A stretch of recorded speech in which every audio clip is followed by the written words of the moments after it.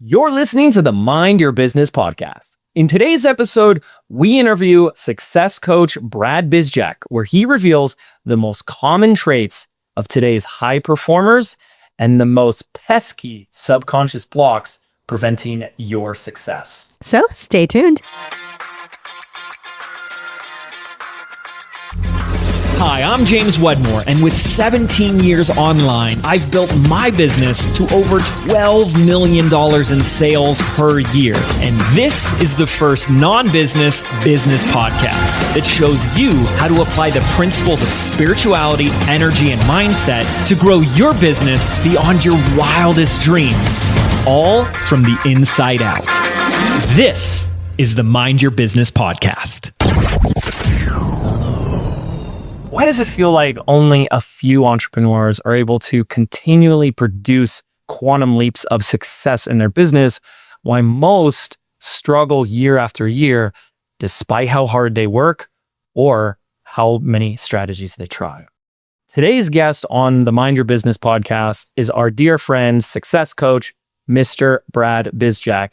We just wrapped up today's incredible 2-part interview where we dive in and take a nitty-gritty look at all the pesky beliefs and self-sabotaging strategies that most entrepreneurs fall into that prevent success. Brad, what would you say were the top things that you shared in that episode? We talk about how most people are limited by perfection, procrastination, and inconsistencies, how they don't realize there's a subconscious block going on, causing that to happen. We talk about beliefs and where they come from, and how even if we don't like this belief, it's what's playing over and over and over again in our mind. And we talk about the combination lock of success, how when we have 3 numbers that need to align in order for you to actually hit your business goals, that and so much more.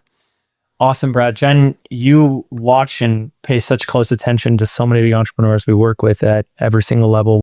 What would you say was your favorite part of this episode? I know it was a really long conversation. Well, I love the analogy of success being like a combination lock. I think that was a really cool part of the conversation. Just one thing. Yeah, because I think entrepreneurs too tend to look for the one thing that's going to once they have the right strategy, that's it. Or once they have the right mindset, that's it. And it really is a combination of factors that can produce or accelerate success. I loved the conversation we had around parenting and the impact that producing high performing brains can impact generations, and not just how the ripple effect of that. And I also like exploring the idea that performance coaching isn't only for people who are in a problem. Yep. It's preventative maintenance, and it's kind of required reading if you're going to be an entrepreneur. And so the sorts of things that Brad teaches and the work that he does becomes the foundation for success that especially entrepreneurs need, but just people need in order to encounter all the things that life keeps throwing at you.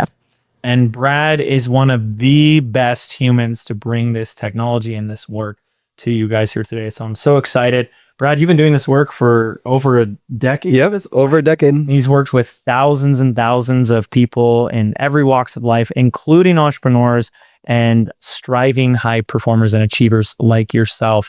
And today's episode was just amazing, especially because Brad has such a huge giving heart, and he really loves seeing the change, the transformation, and breakthrough that's possible for you because he's seen it, experienced it with so many others like you. So without further ado, let's roll that tape and get into today's interview with none other than Brad Bizjack.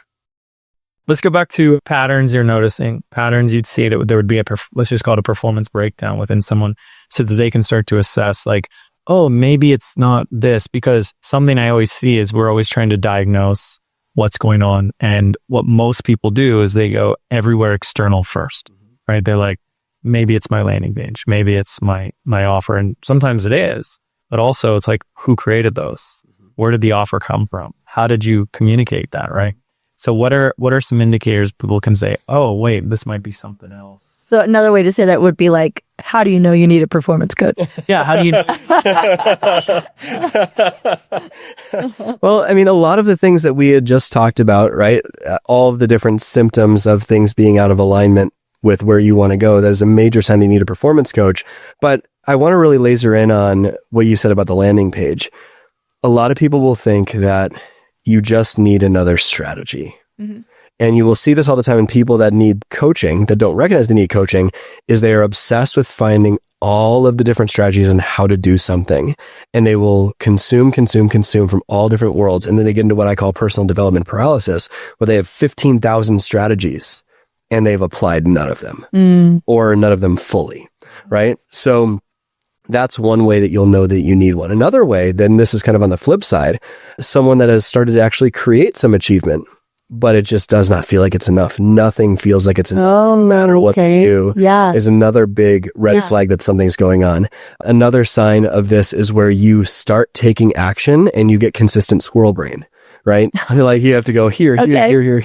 Another one is it's start, stop, and you're always waiting for motivation externally. You're waiting for someone to say something to you or a podcast to listen to get motivated to do something. Yeah. Without recognizing that motivation isn't going to strike you in the butt. It's a byproduct of action. Right? And so and there's so many more, but a lot of these are common symptoms or red flags that someone really does need coaching. I would say that if you see other people that are successful and you're taking their success to mean your failure, that's another one. Yeah. If you feel like you see these other people seem to almost effortlessly, in quotes, succeed without stress, and you seem to struggle and overwhelm year after year, if you are someone that makes 1 million to-do lists and even though you check the boxes, nothing seems to get done, all of these are indicators from every different angle of where performance coaching is needed. And I think anyone who you get into any negative, uncomfortable, or disempowering emotional state when you see other people be successful, like that's the first thing you should work on. Like that is so dangerous because it breeds resentment and you just internalize all this shit on yourself. And we try to create from that place. It doesn't work. So you hate other people and then you say you're broken and it's just like, it's so raw. And I see it all the time. And then people want to, ironically, that's like the ironic part of it. It's kind of like a funny cosmic joke.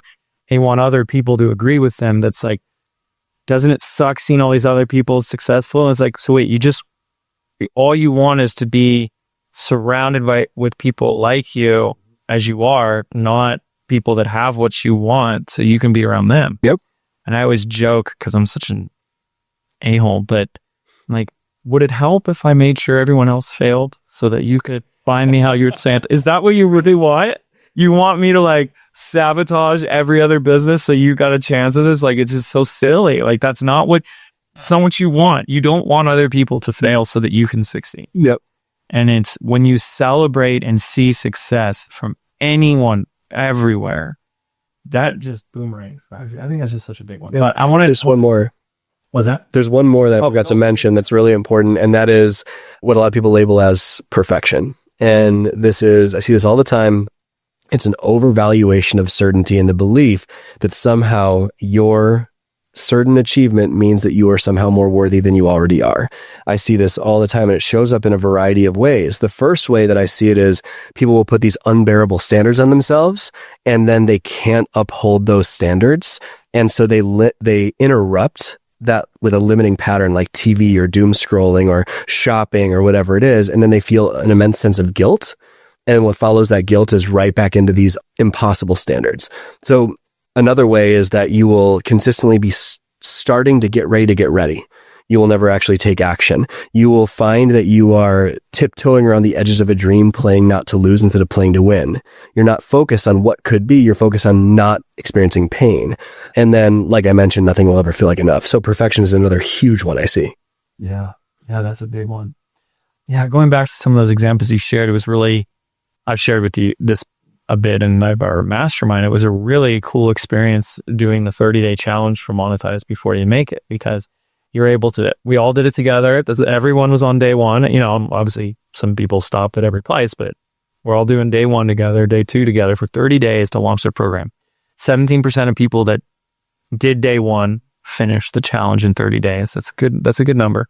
But a lot of people didn't even start the challenge. So that's another thing. But if you started day one, 17% of those people completed it. Between 80 to 90% of people that completed it saw positive like sales in their business, which is really cool. But we were able, because of the nature of this format, we were able to see where people dropped off. Do you guys want to guess where the number one place where people would drop. So this is, monetize everything because you've done it, but this is launching your beta. Where do people drop off? I would guess that it's the minute where they have to take an action that they don't have certainty about how it's going to go. Yeah, I would say right before they have to pitch. Yeah, it was. I mean, you guys are both close, but it was and we saw it because we can track the data, and then we even got feedback from talking to some people. It's the moment they had to touch tech, and the tech starts with like building the landing page that goes out there on the website, goes out to the internet, right? It's kind of a hybrid of that, of like... See, it surprises me though, because in this particular context, you have asked someone to teach you how to build a digital business. So it's not just like, surprise, you have to use a computer, No, because every person I've talked to, tech is where they stopped, but it never has anything to do with tech. Okay. Say more. Well, tech is the scapegoat. Mm-hmm. Okay. Tech is I'm not a techie, or this just got so overwhelming, and bada, bada, bada, bada. But it's never the real root of the fear. So it's fear because now it's connected to what both you guys are really saying is, well, once I figure this out, then that means what? Unfamiliarity. I got to really do this. Yeah. Do you think too that there people are going to see it? Yeah. I have something live on the internet for people to judge and think about, because like even the first tech piece was like build a landing page, a big old picture of your face on it. You know what I mean? Like, I what a wonder, convenient place to get stuck. maybe you guys can speak to this, because I am not the archetype of an entrepreneur. That's not my personality type. I've never identified with that. In fact, your entrepreneurialness, I'm always like, I feel like I'm on, Animal Planet all the time. Like, look what he's doing now. Now he's got a new one. Crikey. Here he goes into the wild, and then CEO in the wild. It's fascinating to me because I'm not that. He's going after. He's bought another Lego. It's not He's stalking his mate. okay. Cut. Now, so that being said, I would say that what I've observed from being around entrepreneurs 25/8 for the last 5 years That's good. is they have a real thing that's like, I'm the achiever. It's got to be me. I'm going to do it. It has to be my way. And it's me producing it. Like there's something about entrepreneurship is like, I am my own island and I get it all done by myself. So you put something in front of an entrepreneur that they don't know how to do. Their natural psychological next step is not, I need someone to help me do it. Now I have always played team sports. I am not someone that's like, I'm self-sustainable. I don't need other people. I immediately go, I don't like building websites. I am not very good at tech. Who can help me with this? That's my first thought. But I think like for an entrepreneur, by the way that they've organized their identity, they're going to bump up against this like limiting belief of like, well, if I can't do it and I struggle with it, it means I'm not a good entrepreneur. I'm actually not able to do it on my own. I can't ask other people for help because that means like, I remember when you were starting your business, if you asked a VA to do anything, there was this level of, well, they can do it, but then I don't get the credit. Like I can't say I did it. And you were very like stubborn about it needs to be me. If someone else did it, is it even my business? Yes. That's So started. that's what I mean is like, I think maybe for people just starting out, if they're an entrepreneur and they think that way, there might be a limiting belief coming up that's like, it's beyond I'm getting stuck by the tech. It's like, actually, this means something about my efficacy as an entrepreneur if I have to ask anyone to help me, Or they don't yet believe they're an entrepreneur. Okay. And so if we think about, you mentioned identity, and this is a really good segue into how sneaky the ego is, right? It's almost as smart as you are, right? It will find any way to keep you in the same spot, right? Mm-hmm. One of my favorite quotes, I forgot where I heard this, the strongest force in the human personality is the need to stay consistent with who you already think you are. Ooh, that's good. And so if Probably needed. you said a lot of things, but nothing that profound. To stay consistent with who you already think you are. So Yeah, that's if good. you don't yet have the identity, and identity is a belief about yourself, Okay. that you are an entrepreneur, Well, and this kind of goes to the logical levels, right? Like and we can unpack that if we want to, but basically your identity informs everything, every belief you have, your values, the actions you take, and who you surround yourself with, the results that you get. But essentially, if you don't yet believe you're an entrepreneur and the behaviors and habits that you are deploying is one of an entrepreneur, but your identity isn't saying that, well, then you are going to fight like hell to not do it. And it will find any way it possibly can to put up a red flag. You'll get motivated about a goal, super excited. Okay, I'm looking at, I'm doing the comfortable stuff. I'm looking at me and my beliefs and all this stuff. For the minute an activity happens that makes you actually act entrepreneurial, if you don't believe you are an entrepreneur, you will fight and claw to stay the exact same. And on the flip side, I always joke with James that he's created a training course for the one personality type or archetype, whatever you want to structure it, that doesn't like being told what to do. And it's very, it's like, he's like, why do people push back on my coaching? And I'm like, because you're coaching entrepreneurs. If you were coaching employees, there would be no question. It would just be like, great, you're the authority. That's what you're telling me to do. I will produce that result for you, Mr. Wedmore. Coachable is one of the other symptoms, by the way. Really? Well, I mean, but like entrepreneurs are like, their theme song is I did it my way. And when you're telling them you should do it this way, there's this natural thing that happens, which is like, I believe you, but I could maybe do that a little bit differently. And they have to make it unique. And so it's like they're always creating more problems than there need to be by nature of how they operate, kind of is my observation. No, that's really interesting. It says, we like any process we have in the business, we've had team members go through all of them. So and every team member, every single team member, including Jenny, came from a background that did not have like online marketing experience. And we see them like, here's the process and this is how we do it. And you fall. And then you can put it in front of an entrepreneur and it's like, right? Yeah. Or they're like, oh, something else is going on. I like it, but you know what I'll change about it? And we're like, no, we gave you the recipe. And they're like, yeah, but I want to make it mine. And you're like, okay. You can't but start with this. But I want to actually go on a side tangent. And I think you and I have had this debate before and I have my own unique opinion about it. I know. Because you've been using the word entrepreneur. And this is really interesting. There'll be a lot of people that probably don't agree with this. But I look at this industry, like the industry that you and I are both in, and I think it's way less entrepreneurial than we actually think. And what I believe an entrepreneur truly is it's a business inventor. Okay. They are inventing new markets and new products that in new industries and new ways. Like that's a true entrepreneur. And the way I see this industry is it's like, it's there. Just do it. You know, like for example, if you were living in Sedona and you're like, you know, James, there's no car wash here. I'm going to start a car wash. And you're going to follow the blueprint for building out the whole car wash. You are definitely a business owner, right? And this is where we disagree. Yeah, exactly. A lot of people do. And but I actually think people can disagree all they want, but I think it's actually it feeds and supports people, and I'll explain why. So I actually think we're much more operating as a business owner and should spend more time as a business owner than just entrepreneur, because the entrepreneur is the person that has the new ideas and starts the new things, but it's really the business owner that maintains it, runs the machine, maintains the machine, and has the consistency of it.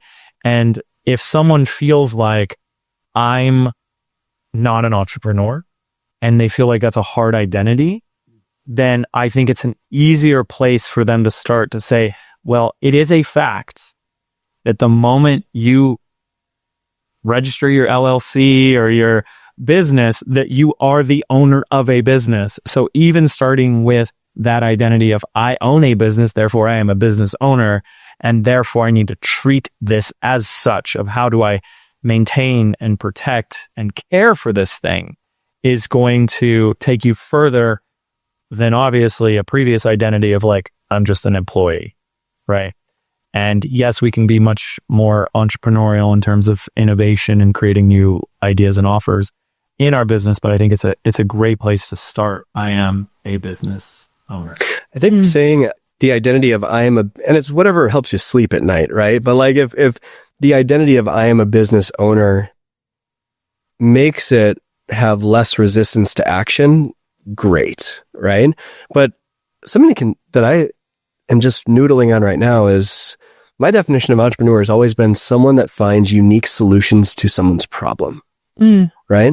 Mm-hmm. And so could it be possible that all these digital CEOs listening, the minute they create a unique way to help somebody, they're an entrepreneur? Yeah, I look at it as someone who started a business that they are responsible for, that scratches an itch that no one else was scratching. And if that happens to be you opened a restaurant versus, or an accounting firm or a digital coaching business, then whether or not it existed before doesn't matter. It's, are you solving it in a new way? Or like, I have a friend in Austin that I would consider an entrepreneur that noticed that there weren't any hamburger restaurants that were offering like organic, farm to table, fresh ingredient, no seed oil hamburgers. So they started their own hamburger restaurant. Now it's a chain. So it's like, well, they're an entrepreneur and there are business owners who own inside of that franchise, and they are not the entrepreneur. They didn't start it, but they didn't invent hamburger restaurants, but I think that I've known business owners and worked for business owners where they own the business and they hire out managers to run it, and they have nothing to do with it. They're just like, I stop in once every 6 months, say hello to everyone. I own it. I'm not responsible for what it produces. I hired someone else to do that. And an entrepreneur is, you're responsible for the creation and the evolution of that thing that you created. And I think sometimes in our digital world, when people say, I don't relate to myself as an entrepreneur, what they're really saying, in my humble opinion, is that they don't know how to market, because there's an element that's a distinction past business owner with entrepreneur, I think, which is selling, which is marketing, selling, understanding your market, being able to say, this is what delineates us from other brands. And marketing is its whole thing, where if you don't understand how to market yourself, your services, your product, how you stand out from other people, you will struggle in the digital space, especially because ultimately it's also a personal brand space. And I knew I ran the risk by throwing this distinction out, because we can have all these different perspectives, but you got to try it on to see what fits best for you. Because I've had clients, and you know some of these clients that I'm thinking of, but I won't name them, that really had a challenge at the startup phase. Like, it really was like just looking at the blank canvas of like getting this thing off the ground and like, how should it look? All that was really hard for them. And when they hired me and other people to really help them to like get it off the ground, they're like, oh, now so just rinse and repeat this and do it bigger and better every time. And they're just flying. And those people never saw themselves as an entrepreneur, but they're like, oh, I can run this business, right? And it really empowered them. And then we have people that are like, really love the identity of entrepreneur, starting things, and all they do is keep starting new things. Okay. Yeah. And so here you go. You said it. Yeah. Here you go. You said it. You said maybe an entrepreneur is just someone who finds unique solutions to people's problems. And then they find another one, and then another one, and then I'll find another one, and another one, and Squirrel brain. And they're just like in first gear with 25 cars that can go 10 miles an hour. And, yes, I've made huge cases for like at a certain point, there needs to be a death of the entrepreneur. But some people struggle in that phase, but can thrive in that. Like, once I have this, I can just like optimize and maximize it. So I think it's just worth bringing up with that since you're going to bring up like identity, is like some people really aren't entrepreneurial, but they do go, I can run a business, so. Can I take things a little bit of a curveball on this? And I think we'll add a lot of value. When we start off in business, it's very easy to tie your identity and sense of worth to what you have built. And the results of it. And so what I see a lot of people struggle with as well, so that you mentioned getting started, I also see the evolution of someone's business being a struggle for people, where they'll build something that supported who they were back then. Yeah. And then they've grown, and the thing that they've built no longer is supportive of who they are now. And it's another major issue. And I've had to deal with that too. Yeah. It's a major issue that people come up against. And some people call it an identity crisis, but it's another major piece of growth that doesn't just happen at the beginning. Oh yeah. No, it's constant. That's why this is about, I think people approach things as like needing solutions versus, no, if you choose a path of being an entrepreneur business owner, you choose a path of growth, of your own growth and expansion.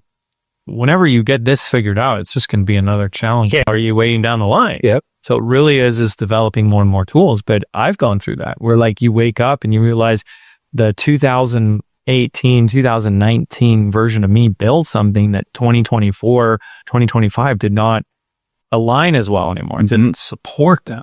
And I don't go to identity crisis because I think I'm saying that's what people will. So do I. Absolutely, they have an identity crisis.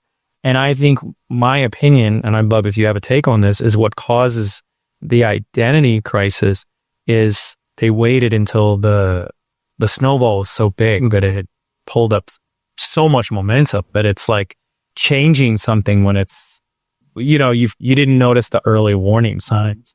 And I think I started to notice certain things. I was like, oh, that doesn't really serve me anymore. I don't like doing that as much, or this isn't giving me what it used to. And it's like, you just learn to catch things sooner because you care so much. It matters. I'm not going to wait until this is like a huge problem when I could solve this now. Yeah. Or like, okay, what that brought to mind was I was thinking like, when is a time when I've really experienced identity crisis? And I can think of this. So when I moved to Australia, it was really it was such a neat mirror into my own mind because I confronted things that I had no premonition that was going to occur psychologically. Like I experienced homesickness for the first time where I had, you have, when you live away from your parents for college, sometimes you have this like, oh, I miss everybody. I feel homesick. I'll fly home for the weekend. But when you're all the way across the world and it's thousands of dollars to cross an ocean and it takes 30 hours, you're stuck there. You know what I mean? So you're like, it produced this feeling of I want to, but I can't, that I hadn't confronted before.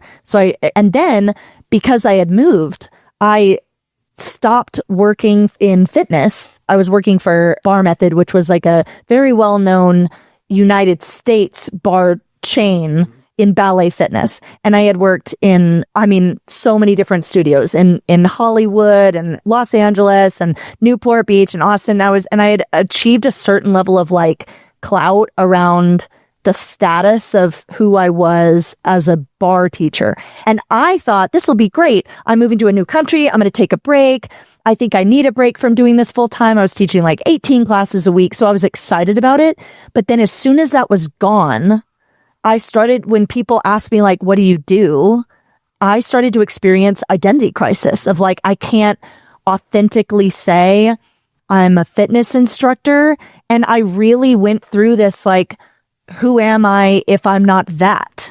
And I think like what I learned was that I had placed a lot of significance and validation on being able to tell people this is what I do. And then they would naturally infer all of these values about me because I was that. So like when I say I teach ballet fitness, and at the time, I think I was one of the top rated instructors.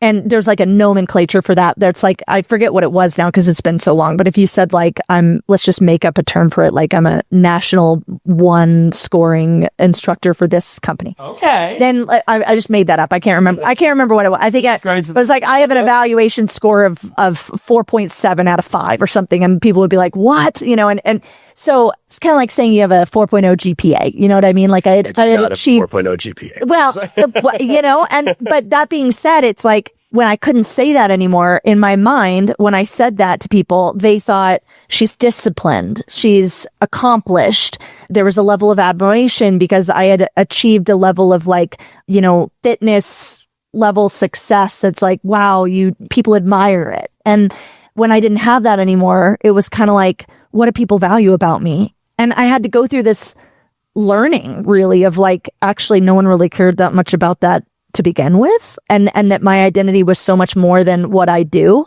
But I think that that's really common in entrepreneurs and just anyone who like identifies with there's an achievement you've had in your life that you're really proud of that people resonate or respond to. And when you get a response out of your environment because of an achievement you've made, and then you have to let go of it, it can disrupt like, who am I without that?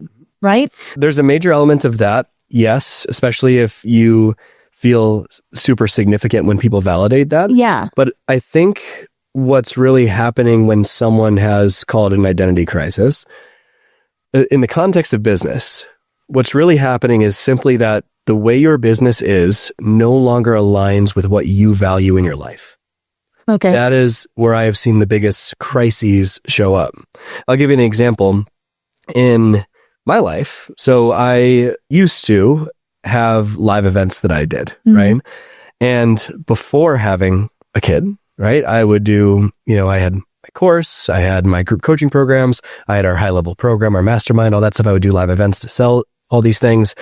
And as I had my daughter, my values shifted quite a bit.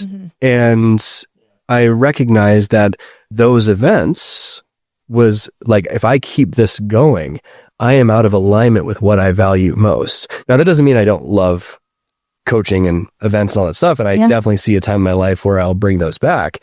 But in this, I felt that pull. It's that inner tension of something is off. And it was because the way business wasn't aligned with what my values were. I think that in my experience, Jen, that to me is more of an identity crisis than the what you're praised for. That's just my experience though. So When I think the biggest time, the largest identity crisis is the person that went and chased something their whole life that they thought they were supposed to be or have.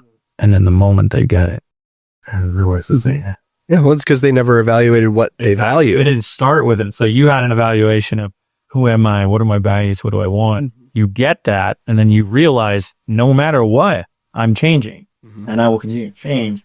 And certain things need to change. Am I right? Yeah, but I don't know if I'm articulating it right, because it's not necessarily like what you're praised for. It's what I thought people valued in me. As it went away and no one cared but me, I felt rudderless because it was like I didn't have something that I'm proud to say that I'm this. And at the time in my life, I was 30 and I had gone to school for film and then decided not to do film. And then I had gone to school for fitness and then suddenly decided not to do fitness. So it was like I had all of these directional achievement ladders where I would kind of be making traction on that ladder and then decide I would go to the bottom of the ladder. And that's when I would have I had my first identity crisis, which was like, well, then who am I and what am I if I'm not what I'm achieving, And what was beautiful about living in Australia is those two things, fitness and film, mean nothing in Australia. Nobody even knows the names of actors. And I remember one time I said, we were watching the trailer to the new Blade Runner and I was like, oh, Harrison Ford and Ryan Gosling, I'm so stoked. And my flatmates were like, yeah, Jenny knows all the names of these actors. It's so American. And I was like, you don't know who that's so quick. You don't know who Ryan Gosling is? And they were like, no. And that was mind-boggling to me. But it carried no currency there. And over the course of a year, it was so healing for me because I realized that the identity malfunction was an isolated phenomenon. It was only going on with me. It was me telling myself, I don't have anything valuable to tell people that this is me. And I see that sometimes with people creating something around their digital business where they mesh their identity with what it is that they do or how they help people. And I think that's going back to that, where do you get significance? And that if you're getting a need met that way, or you think that you are, and then suddenly that's gone, you can feel rudderless, which circles back to our original conversation about I have to have a place where I feel like there's growth. And when I took away all the ladders I was climbing, I didn't know how to grow, and that it awakened a very beautiful, just growing in my self-expression of who I am. And I came back a very different version of myself than I was when I went. And I credit that year in Australia to being one of the reasons why we, are the trajectory of us coming back together, really, because it did it fundamentally shifted how I operated. But I think that for people who are in it, it's hard to see a way out, but it can feel like you're using your external world to confirm who you are. Yeah, I think a lot of times people will use different vehicles to try to find what true north is. Yeah. And if they can find what true north is first, you'll know exactly what vehicle to use. Yeah. And then you don't know that that's your vehicle until you take it away. And then you're like, wait, I thought that was just my job. But turns out I'm like really attached to that being my vehicle to get all of my values met. It's interesting too, is this relates to like business and marketing. I really see people try to cram a little bit too much of their identity or a new identity into their offers and their business. Like I look back at what I was doing when I started doing YouTube, and I was teaching people YouTube, but I knew there was something bigger behind it. I was teaching people how to be seen. And like, I just dealt marketing and offers and sales. And I'm like, teaching a course on how to be seen wouldn't have done nearly as well as how to do YouTube. You know what I mean? And you have people that come to you and it's like, well, I am this. So how do I sell that? And it's like, that is so the wrong approach, because you got to say, who do I want to serve and what are they willing to buy right now? Yeah. And I think it really is important to like, yes, know yourself. And there needs to be this like healthy detachment from it. You're like, you're not your offer. You don't have to be your offer. That doesn't have to be I am this, so that's what I sell. It's I'm gonna ask something great people already want, and that will come through in my work. I think one of the reasons why this happens is because people are so focused on their own self-preservation and certainty that they do not have they have the capacity, but they don't currently have the capacity to live in empathy, which is required for marketing. You have to be able to enter your prospect's world. Oh, interesting. Yeah. How they operate. And when you care more about their transformation than how you are perceived, that's when you start having success. Yeah. Or what you get, or what give you safety and survival. That's it. I mean, that's the name of the game. If you cared more about your ideal customer and what they truly want and how can I solve that for them, then you care about, I don't want to say yourself, but your own survival, right? And yours gets stickier. Can I ask you a question for both of you? Okay. So I observe a lot, mostly in business by design, like what are common sticking points for people? And there's this common performance thing that occurs where, and I'd be interested to hear both of your answers separately. It's where someone has reached a certain level of success where they know that they're good at producing that transformation for other people. And other people love that they produce that transformation. But the entrepreneur, the business owner, or the coach is experiencing a lack of fulfillment in that area now. And so they go to this two worlds of like, does that mean it's time for me to pivot and I can leave it behind? Or does it mean that because people love, I'm so good at this and people love that I give this, that I need to find some way to just infuse more life and fulfillment into it? And the thing that I can think of as a personal example was when I came back from Australia and I had to make the choice, am I going to continue being a bar instructor? I chose not to. And it was for my own internal reasons that I had to separate from everyone going, please, please, please don't stop doing that. I love your class. I need your class. You're so good at it. You know, and I did go into this place of like, well, should I keep doing it because it helps people and I'm good at it, even if it doesn't light me up anymore? And I was able to internally recognize, separate from that, I want to pivot.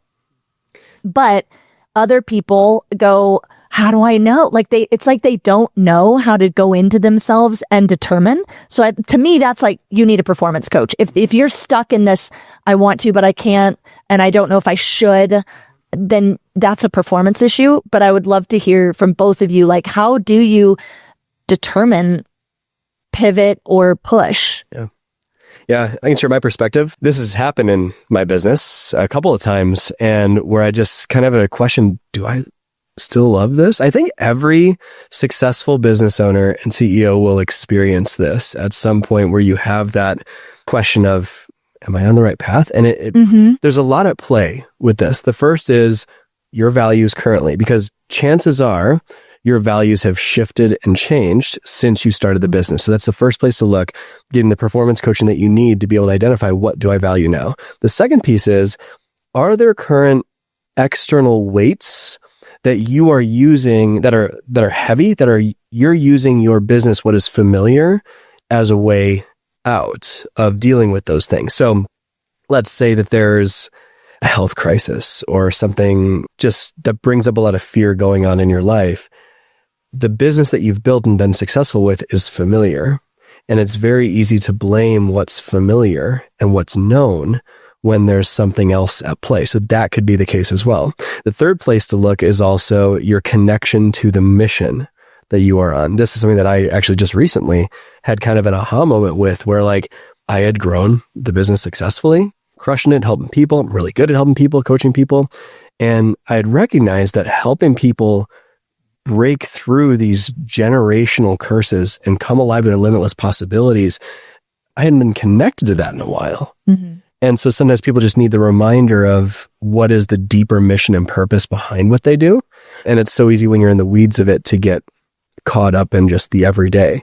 So all I'm trying to say is it's dynamic. There's many factors at play, but this is what coaching helps with, what performance coaching helps with, because you can see, is it, I don't know my values? Is it that I'm not connected to my mission? Is it that I have external fears going on and I need to be able to isolate and find what it actually is? Yeah. Yeah. And I think that the biggest reason for me, I think, is most connected to Brad's number 2, which I think people have the feeling that you're describing of like, I just feel bored, or it doesn't feel the same anymore. And they're not diagnosing it at all, or they're chunking up the diagnosis. And when I've had those experiences before, you realize it's a piece of something and it's not the entire business.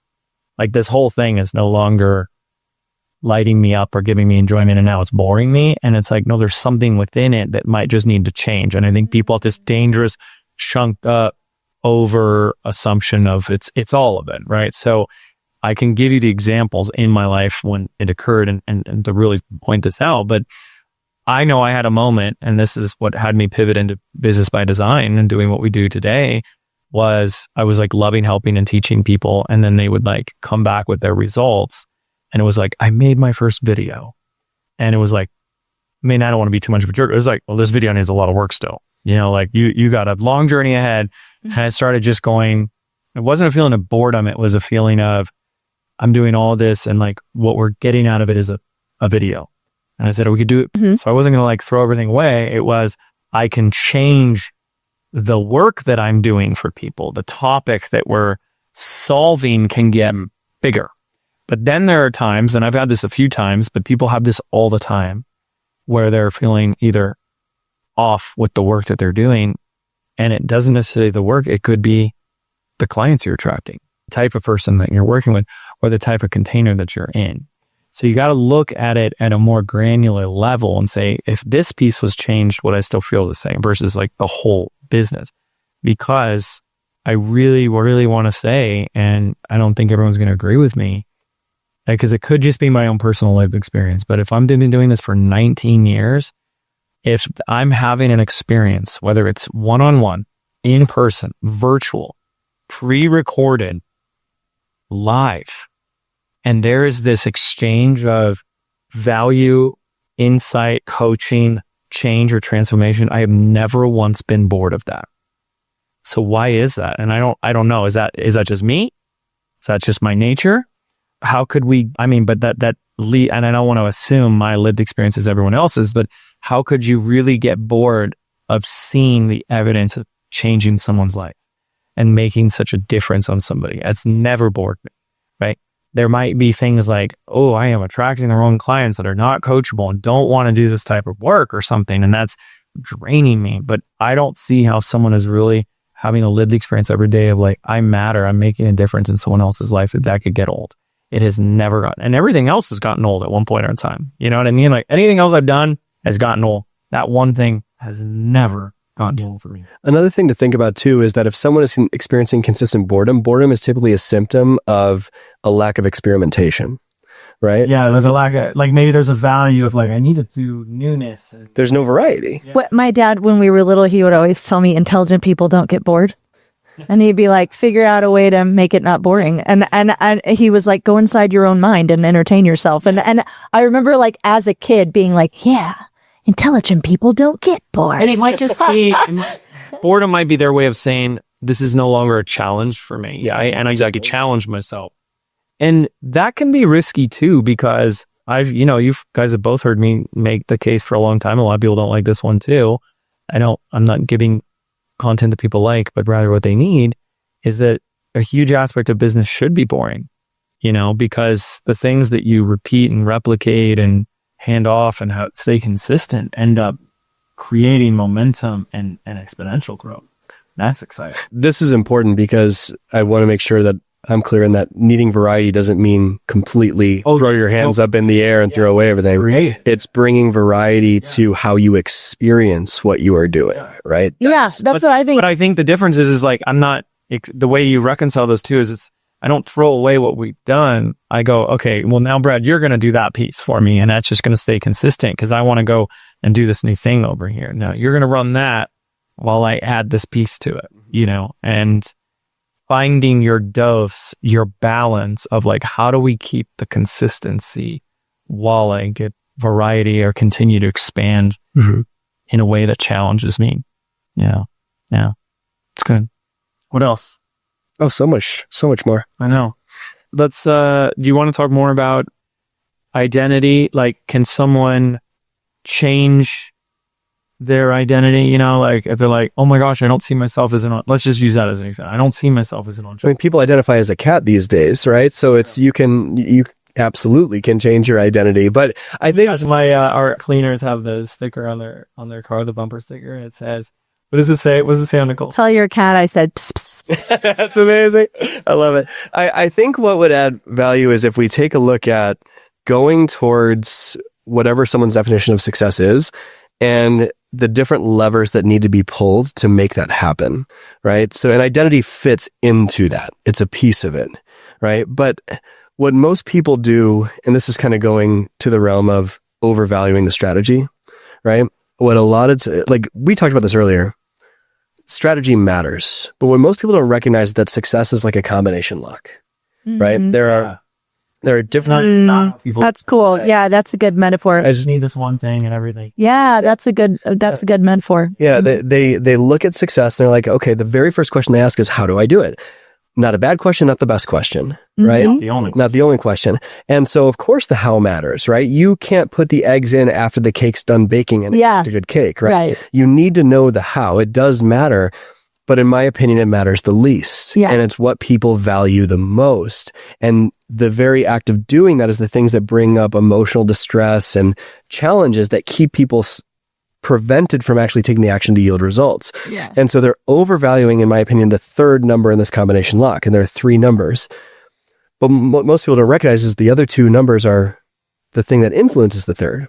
The first is your energy, right? The emotions that you are living in consistently will determine how that strategy is actually played out. So a lot of people think that their emotions are completely dependent on what's happening around them. And so you hear this idea of the entrepreneurial roller coaster being thrown around. It's an up and down and up and down and up and down.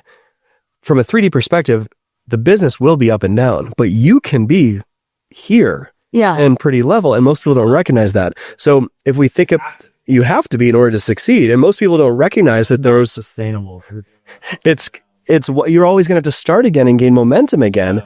And so we need to see our emotions, this first number in the combination lock, like a thermostat.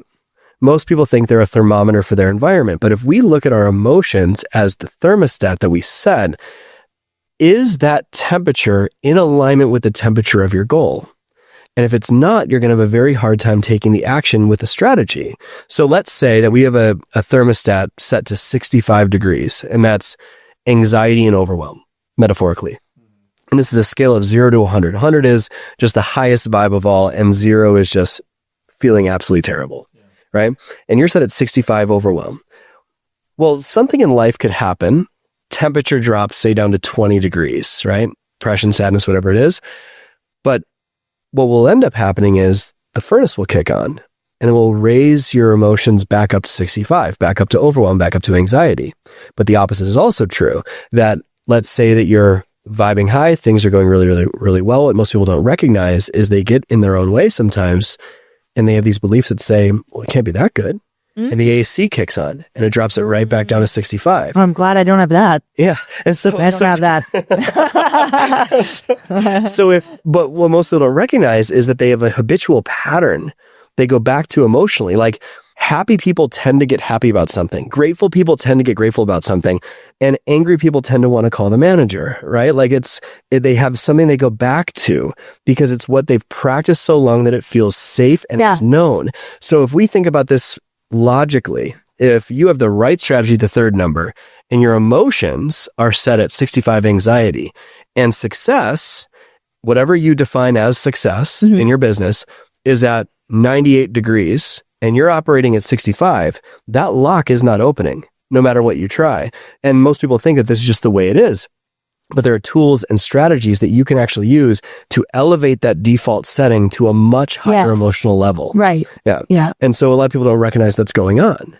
At the same time, the second number, which is directly influenced by the first number, is the subconscious beliefs and values going on behind the scenes, right?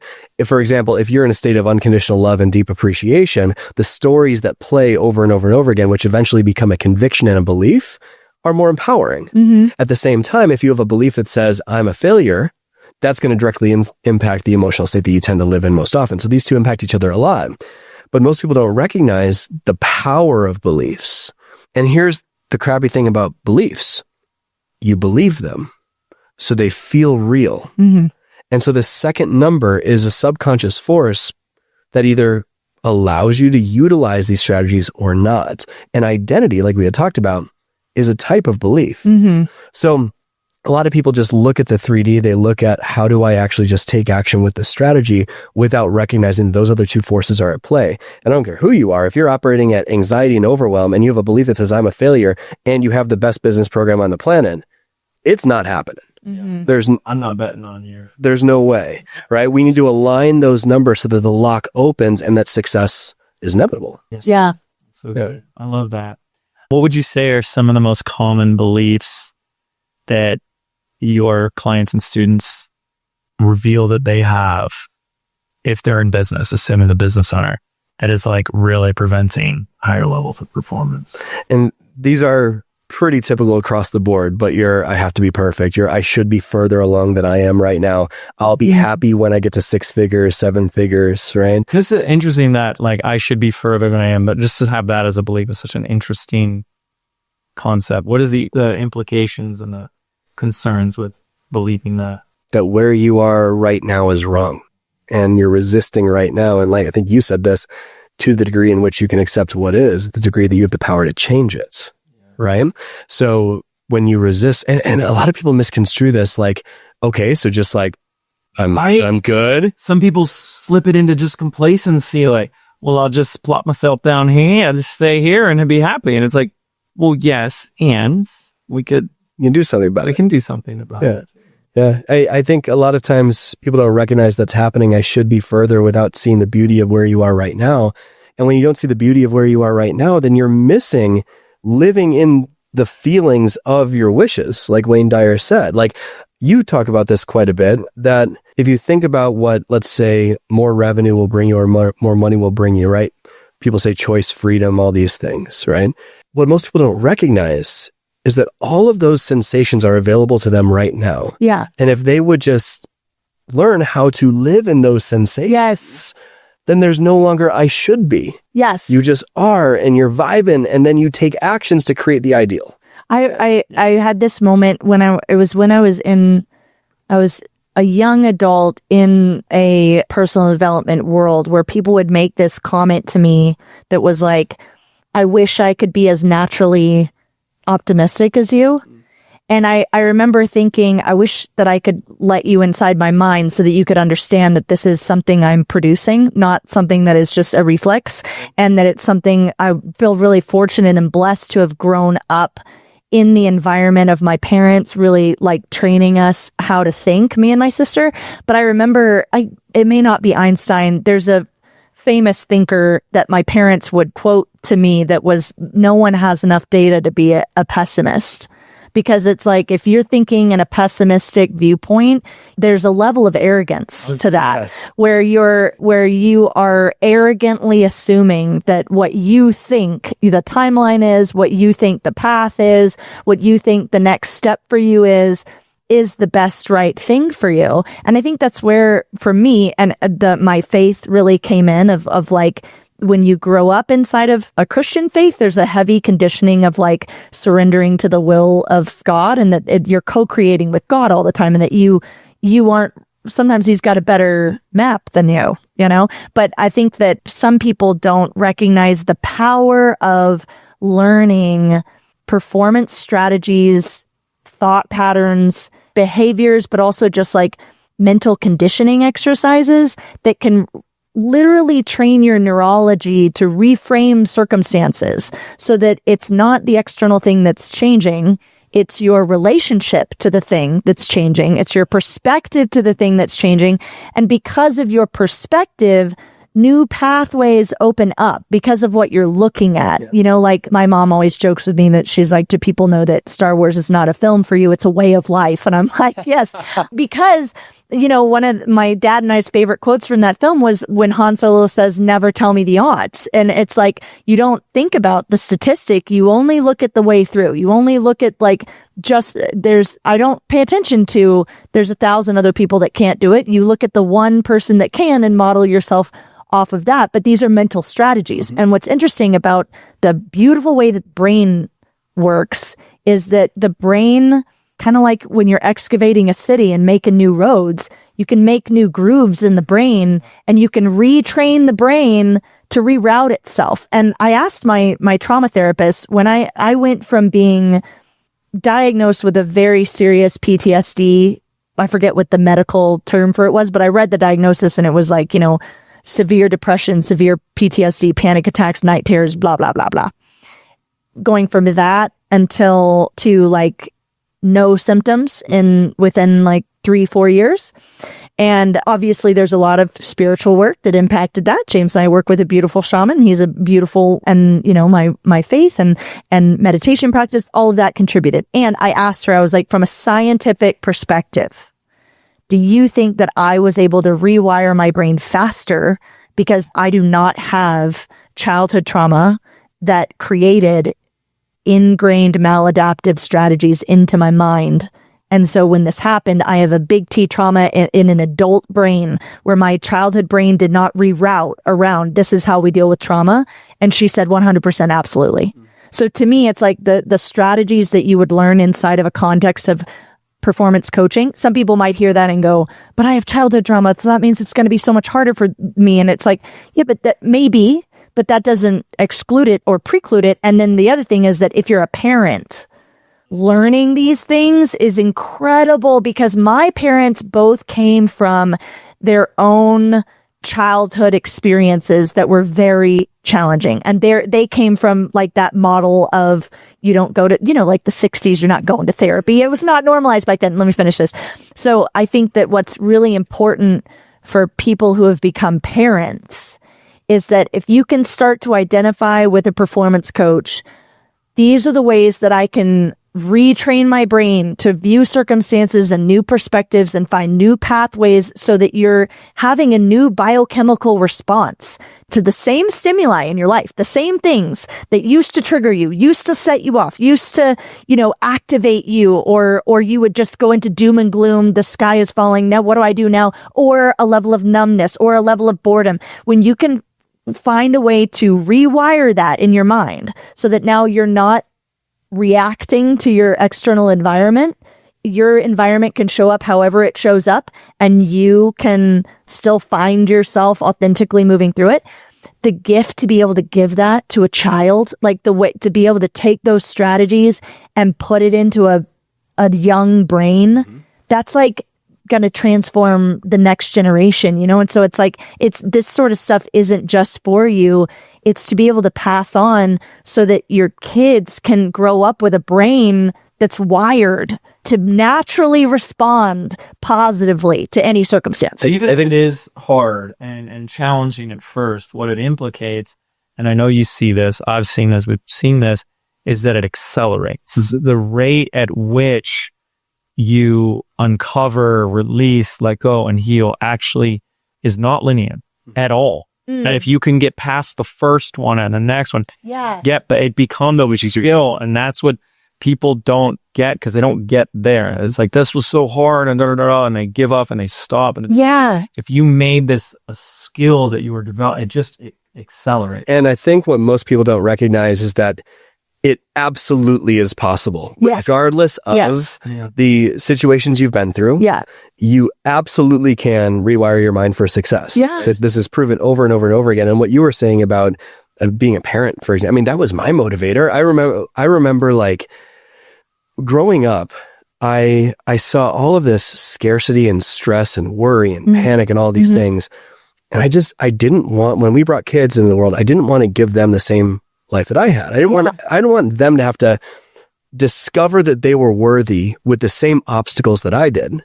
And so I went to work on that. And that's why we exist, is breaking generational chains of mediocrity. If you look at any family that is happy, successful, fulfilled, at one time in their lineage, they weren't. And then someone came along and they said, this shit ends with me. And it's done. And it's stopping right here. And when you can see that it's not just about your business, it is about your business will grow, will flourish, all those beautiful things, but it creates this generational change in who your kids become. I look at my household when at home now, and the playfulness, the laughter, the love versus the fear.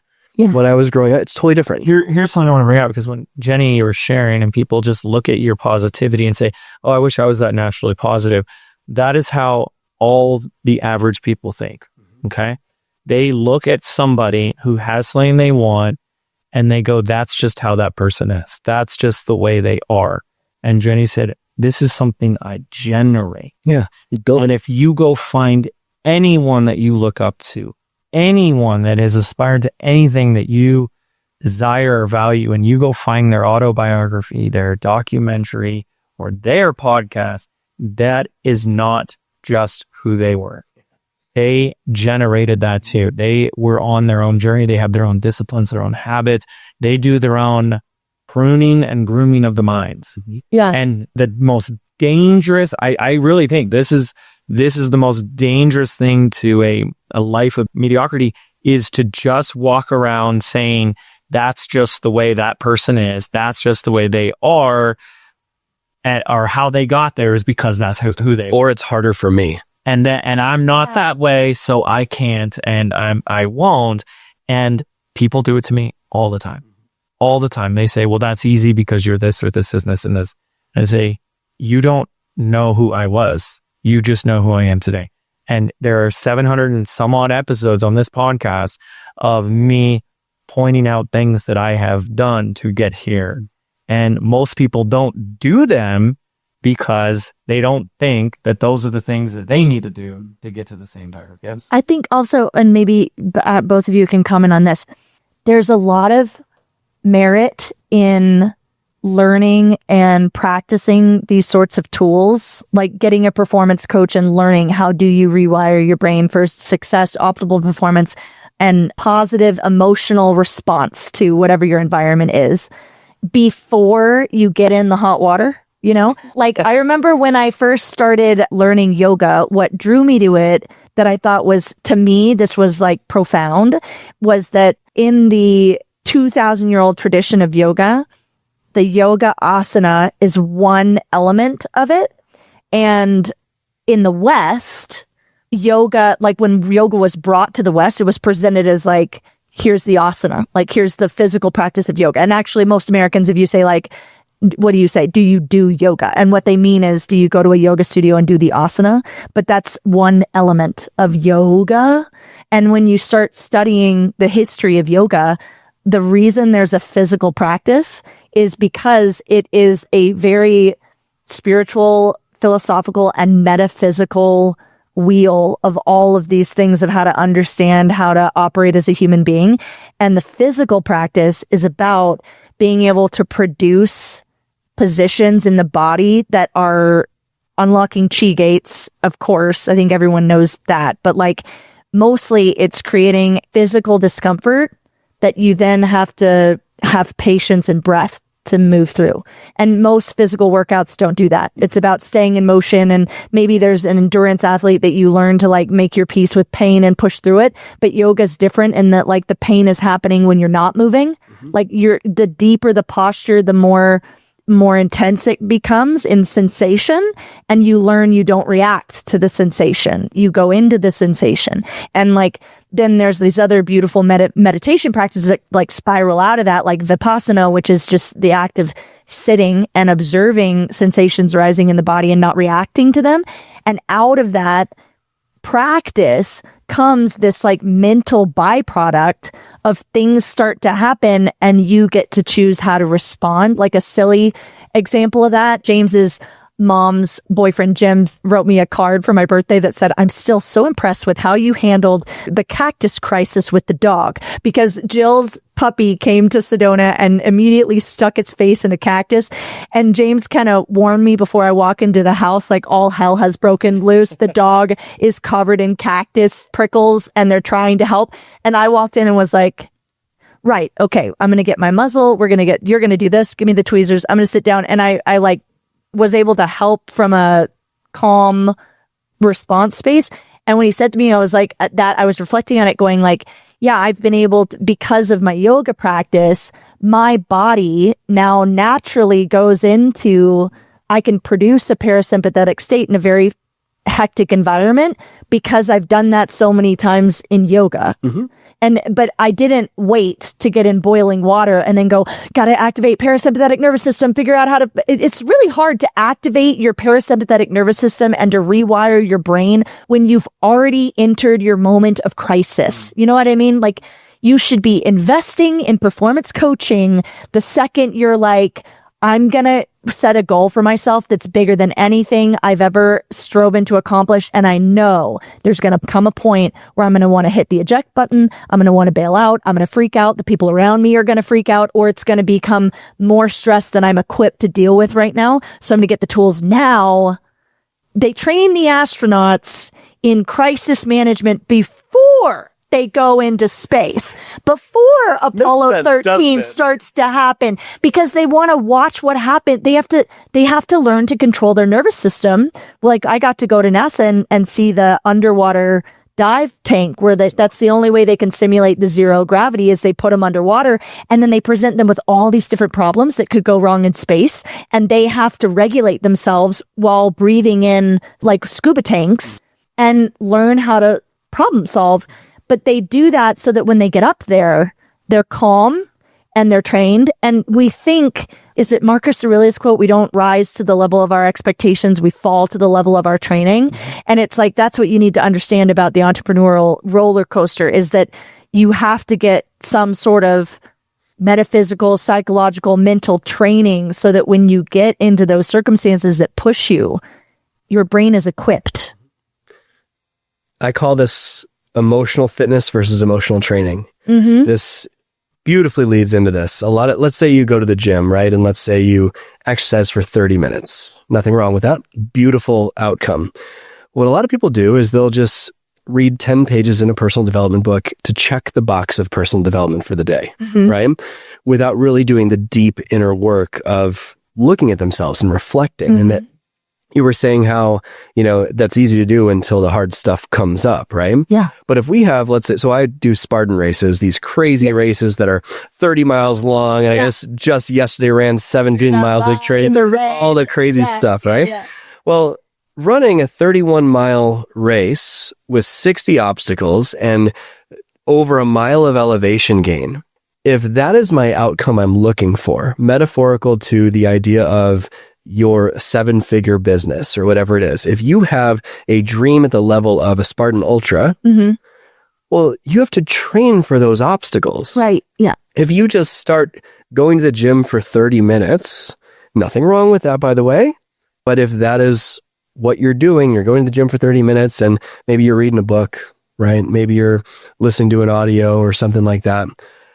A lot of people think that is the level of work that's needed to get to running a Spartan Ultra metaphorically, but it's not. We need to reverse engineer before the race. Right. Yeah. what obstacles am I likely to face, both 3D and emotionally? And how do I prepare so that when I run that race, I can actually do it well?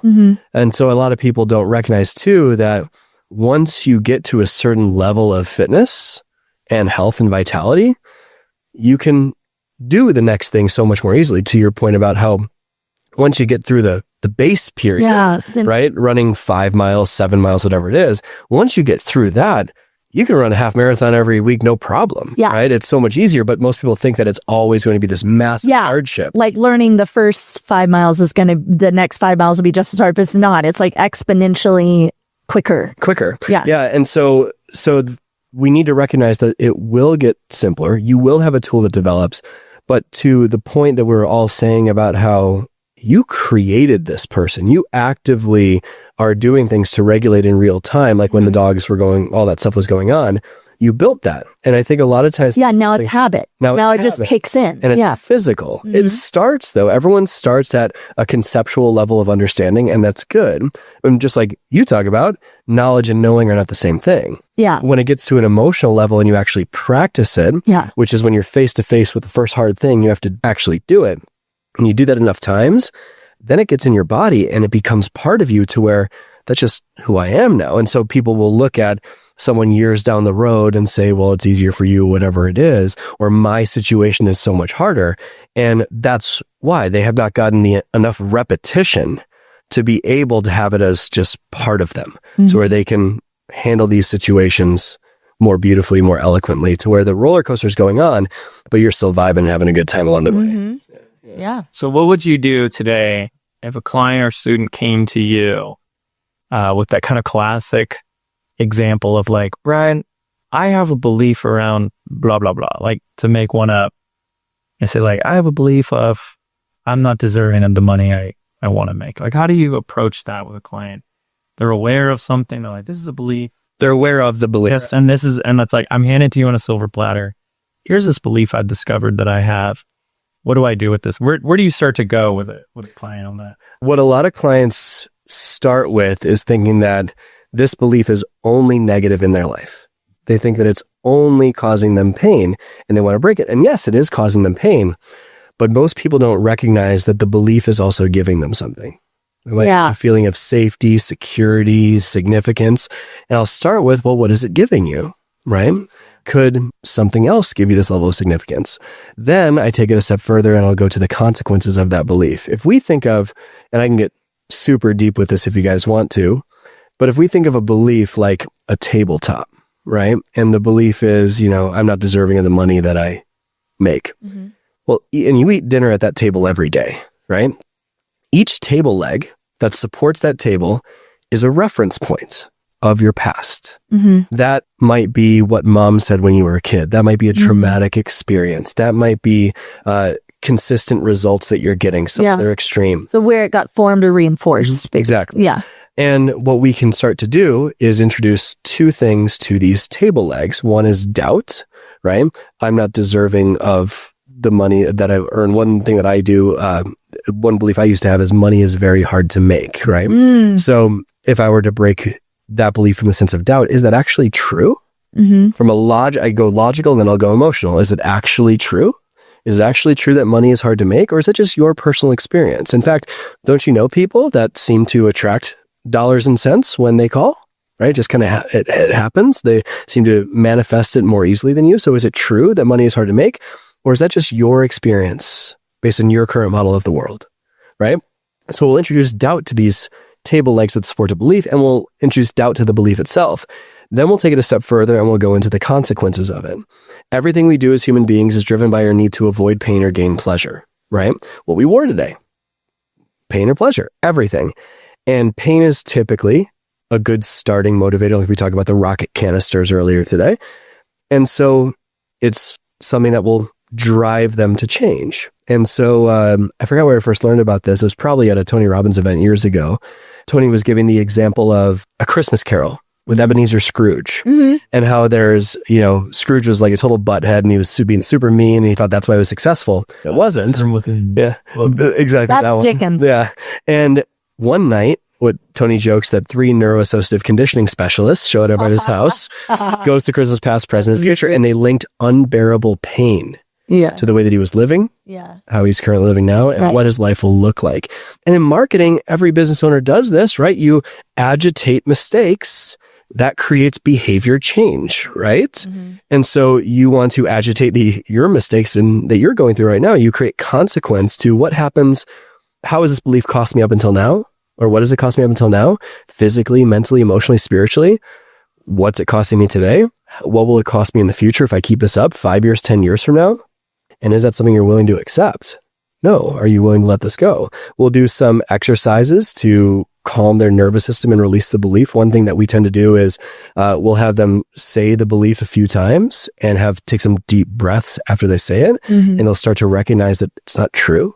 It's not real. But we don't want to just leave it there, because a lot of times people will think that if I just link consequence to a belief I no longer want it, then it is what it is. Or like the minute you see that it's bullshit, it magically disappears and doesn't affect you anymore. That's a common one. You're like, I know this is not true, but it seems to still be in the way. And it's like, obviously. Yeah. So if you think of like a CD player, right? And you plug the CD in and you listen to that CD every single day, all of your life. Well, a lot of people just try to jam a new CD in there. Yeah. It doesn't work. So what we're doing is we're taking the CD out, and there's way more techniques than what I'm talking about right now, but these are just some from a high level perspective. We take essentially a knife and we scratch the CD, basically, so that if you put it back in, it can't play the same. Right? You have to explain what a CD is to some people. Compact disc, youngins. No, Taylor Swift's still selling them, so most of them still know what it is. That's fair. So you scratch it and it can't play the same again, right? So that's what we're doing with consequences, doubt, there's scrambling, all that stuff. There's so much that goes on there. But we want to take it a step further and ask, what music would we love to listen to? What's the CD you want to play? So if you take a look at the vision for your life, we help them connect to that vision and say, what would you need to believe about money in this context for that to naturally be the byproduct? We insert that CD and we do techniques to replay that over and over and over again so that it becomes a conditioned response. And so it's just reconditioning. That's it. Yeah. Right. I love it. This is awesome. I know this is a lot of the work that you're doing in your free workshop that's coming up. I think all of this work, like I just don't know how it's like, I'm going to play a professional sport and not have a coach. I'm going to golf and not have a cat. Like, it doesn't make any sense to me, because my life is full of coaches and mentors that have supported me. And there's always someone who's like, I'm going to be the first. I'm going to be the first one. I bet all on my own. I can prove it to everybody. So I want to make sure you guys are in this work and doing this work. It's so important. So Brad, let's talk about this training that's coming up that's going to give people a lot of the foundational material here. Yeah, this is such a big passion project of mine. It's my favorite program that we run. It's called the Success Accelerator. And if you've ever seen people, these high performers that seem to achieve their goals so much faster than all their peers with less stress, less emotional weight, and they're not just working so freaking hard every single day. And you're wondering, how is that? How do these high performers do that? Well, there's a way that they tick. There's a way that combination lock is being set with the different numbers in the combination. If anything you heard today resonated, that's what we're going to go through in this challenge, where we're going to identify not only what is the actual dream you have, not the conditioned one, but what do you actually want in all contexts of life, including business. But then where are you now? What are the limiting beliefs, toxic thought patterns? We have processes in our program to be able to help you with that. Identify what are the limiting beliefs and the limiting beliefs behind the belief that you don't realize are there, and the patterns that are habitually playing in your subconscious over and over and over again, keeping you in the same spot. And then the rest of the week, we go to work over this 5-day challenge to help you break those beliefs, break those patterns. And by the end of this, you will come out a completely different person. We've helped 75,000 people from all over the world with this, and the transformations we see in the context of business, money appearing, businesses being started, marriages being healed, relationship with their kids. It's incredible. So we start October 20th, bright and early. Make sure you register. It's going to be a beautiful experience. We got a link for you. It's jameswedmore.com/rewired. That's www.jameswedmore.com/rewired. That will take you to the registration page. It's absolutely free. You're doing this for like a week. It's a 5-day challenge. It's 5 days. It's 5 days from the 20th to 24th of October. That's Cool. amazing. Gives you a chance to really get immersed in this. And if you've already had inklings of a breakthrough, I know you will with Brad, the Breakthrough Bizjack. And, I'm just another plug for this. I know probably a lot of people seek out a performance coach when they have a specific problem, like once they're in a problem.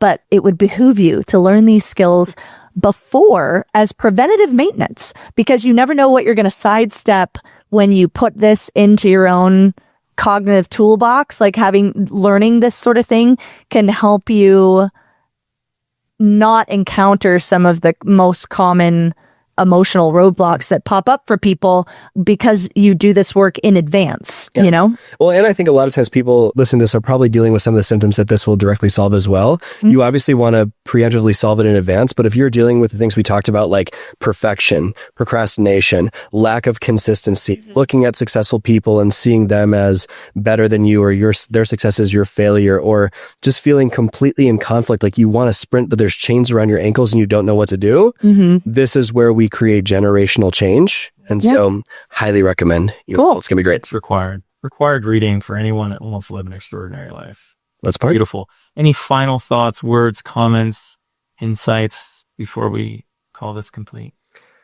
What you are experiencing right now is divinely placed in front of you to give you something that will help you grow to the next level and towards your purpose.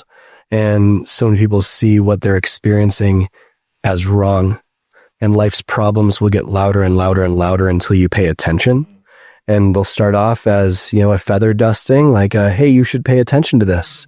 And we're too busy, too much going on. So we dust it off. So life writes you a little note, ties that note around a brick, and it throws that brick through your living room window so that you actually pay attention. Mm-hmm. But we're so focused on the window being broken that we don't see the gift sitting on our living room floor. And this keeps happening, and the bricks keep piling up, and we look around at everyone else in the neighborhood, and it's like, you don't understand. My situation is different. They have their windows intact. I don't have mine. And it was this whole time life trying to teach you a lesson. So life's like being rigged in your favor, wanting to get your attention. So it'll take a can of red paint and write this note on the front of a truck, and it will honk its horn so you turn and look right before it runs you over. And hopefully you get the message before it gets to the truck. So everything you're experiencing, while it may be painful, it also has purpose. And when you can learn how to turn that pain into purpose, that's where you have a breakthrough. Yeah. And you take that with you the rest of your life. Yeah. And then when the next one inevitably comes, you already know what to do. And you can avoid the bricks, let alone the bus. Right. Brad, thank you so much, sir, for coming on the show. It was wonderful. Appreciate you so much. Where can we chat with you on social media? On the Graham Jam, of course. You're doing the Graham? Doing the Graham. At Brad Bizjack on the Graham Jam. Instagram.com? Instagram.com. On your web browser? Yeah. That's me. What is your handle? It's just Brad Bizjack. At Brad Bizjack. Awesome. At Brad Bizjack Graham Jam. Just kidding. Make sure to send them a message. Be like, you're cool, but you are the best on the Mind Your Business podcast. Just so we both know. I like that idea. Important. That's important. Thanks, Brad. Thank you guys so much for tuning in, for listening. We'll see you next time here on the Mind Your Business podcast. Take care.